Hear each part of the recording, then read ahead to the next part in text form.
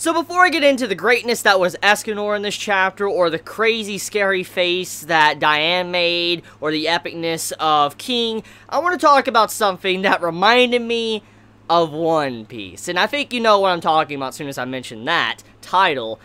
Scylla's face. The way she had that look of terror, that shock, when her mouth or her jaw just hit down and her tongue came out and started like rotating a little bit, that reminded me a lot of Oda. How Oda does certain reaction faces, like Usopp. As we've seen, he's made this face before, and other characters have made certain faces that just show the look of surprise or terror. And in this case, when I saw Scylla make that facial expression, I'm like, wait a minute, did Nakama-sensei read One Piece recently? Is this man, like, reading One Piece? Like, is he, you know, rereading it or something to put that type of reaction face on Scylla? Because from what we see from her character thus far, the way she acted, like, the way her jaw dropped, her tongue came out and all that, I'm like, that's just, like, completely surprising. Her character expression was just something I did not expect from her, and most likely that's going to be fun now. I was going to do Escanor until I saw that face, and I was like, that's got to be fun now. But, Scylla, I wonder what this means for her. I mean, I'm very curious if she's going to die or not. It'd be really cool if she doesn't necessarily die,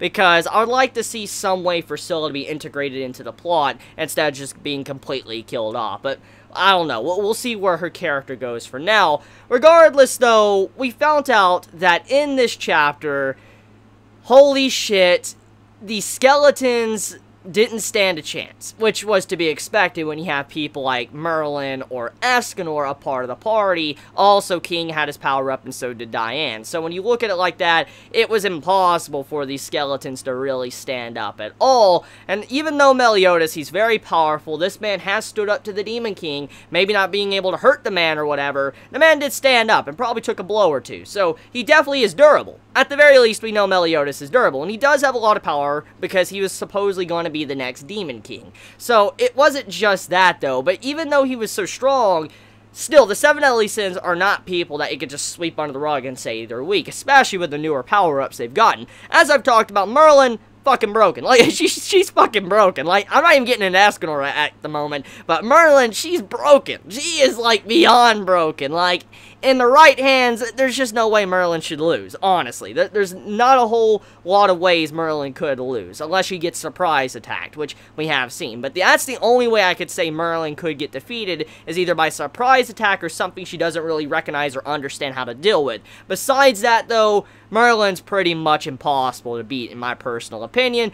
Escanor's Escanor. He's the sun god. This man, you praise the sun when you see him on panel. Like, you straight up just want to praise the sun because he's just that godly. I mean, every line this man spits out when he's in his god status mode is just fucking phenomenal. Like, when, oh my god, when Bond is getting the shit knocked out of him, you just see this man getting impaled, punched and all that, and you just see him grunting and screaming and shit. He's just trying to fight back against these skeletons, and when all of a sudden you have it to where Escanor walks up, you don't really get to see him yet, he's like, oh, how shameful. Fox's greed and all that. I'm like, oh my god, like, Escanor, he's knocking down the Bond, and then straight up, you have it to where fucking Bond's like, stop acting all high and mighty, behind you, and then Escanor's just chilling in this big panel, he's just chilling, he's holding Hawk, which I'll get into that in a second, but he's holding Hawk, and he's buffed up, beefcake mode, and he's like, it's fine for the mighty to act calm and composed. I'm like, yo, I know, like, this man has skeletons charging behind him, he's holding Hawk in his arm, and he just doesn't give a shit. I'm like, yeah,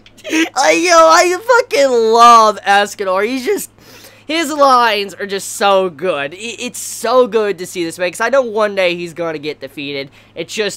It's bound to happen eventually, but there also has been speculation amongst the fans of this series that maybe Escanor, he has some power of the Supreme Goddess. I know many have talked about this because, number one, that's the only way to really explain Escanor's godlike abilities. I mean, we know for a fact that Zeldris, he has the Demon King's power within him, and so since we know the power of transfer is kind of a thing, and since the Demon King was able to do something like that, what's to say that maybe Escanor didn't get his hands on, like, the Supreme Goddess's power somehow, because we don't really know a whole lot of how Escanor got to where he was, with how powerful he is with his strength.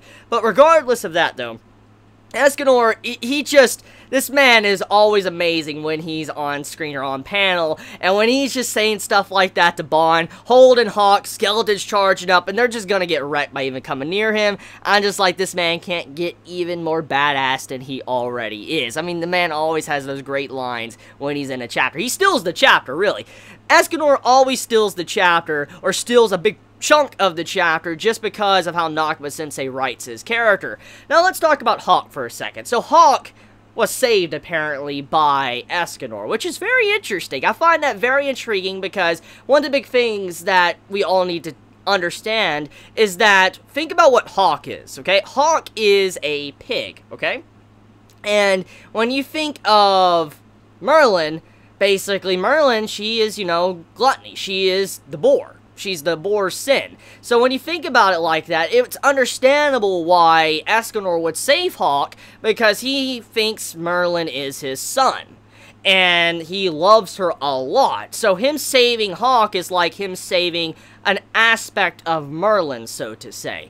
And I like that. I like that little nod to show how Escanor, he still respects and loves Merlin, even in that mode when he's all prideful and arrogant. You can see he truly loves her, even going out of his way to save Hawk. And I mean, he even put his glasses on Hawk, which was pretty fucking epic, too. I just like how Hawk has Escanor's glasses on his face and all that, and Escanor's just holding him, keeping him safe. I'm like, that's great. I mean, we know Escanor, he does obviously care about his friends, even in that mode. We do know he's just very prideful and arrogant, obviously, but just seeing him do that for Hawk just proves that the man does care. He does care so much for Merlin, and to be able to do that for Hawk just shows that he doesn't want anyone that is kind of related to Merlin, like that close in terms of related to her sin, to come to any harm. Because we do know that Escanor, a while back, a couple of chapters back, when, you know, he was drunk and all that and his glasses got knocked off, he's gonna get very pissed off if he had to carry King. Like, you remember, he's like, don't make me carry this man, like he was getting very angry or whatever, and then his glasses got put back on.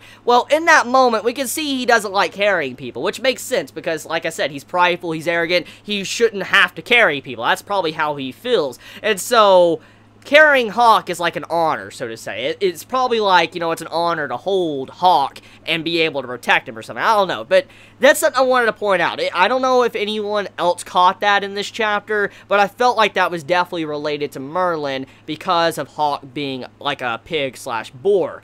Anyways, though, let's talk about Diane. So Diane, her mind is taken over. Okay, Diane, please,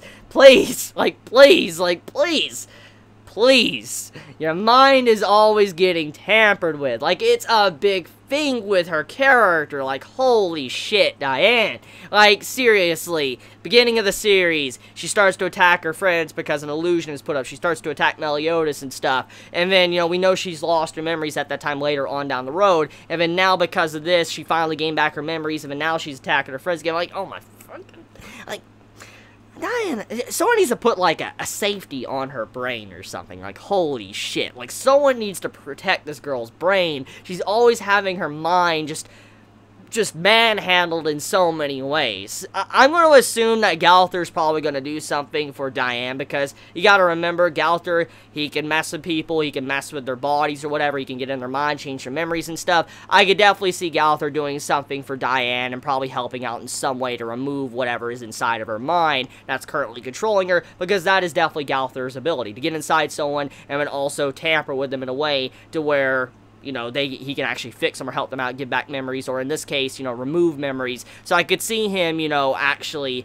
helping out Diane. He's definitely going to be one to do that, since we do know that Diane and Galther, they have a relationship now in terms of a friendship, so I could see him doing that for her. Also, I mean, I don't think anyone else really can do much besides Merlin, because when you think about it, all the others are just really all about beating the shit out of someone, so if they tried to fight, Diane would probably die. I mean, if Escanor went in, Diane would die. King went in, Diane might die. Fucking Galther, he could just destroy her mind. Merlin's crazy strong. I mean, the only one I could see that could talk some sense into her without magic-wise, I could see King talking to Diane and getting her out of that state with her mind is, like, being controlled or something. But besides that, though, the panel with the artwork and stuff, with the eyes, the blood coming out of the eyes and stuff, very creepy stuff, honestly. Very, very creepy. Really creepy shit from Nakaba-sensei this week.